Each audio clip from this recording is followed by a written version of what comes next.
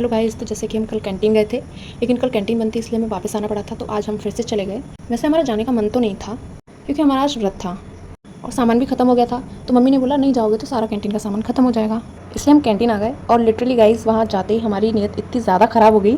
Mummy ने जो slip दी थी उसे छोड़कर हम जितना भी खाने पीने का सामान था उससे हमने 2 टोकरियाँ भर ली। फिर हमें याद आया कि हमें घर का सामान भी लेना है और वो हमने सबसे लास्ट में लिया।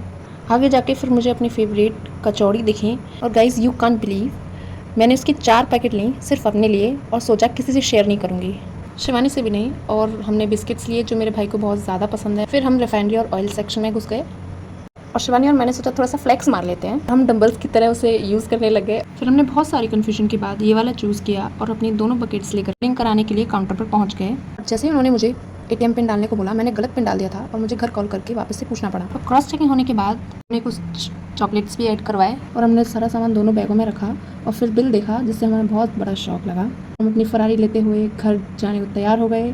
सामान इतना ज़्यादा था कि कुछ हाथ में भी लेना पड़ा। Okay guys, thank you for watching, do like and subscribe.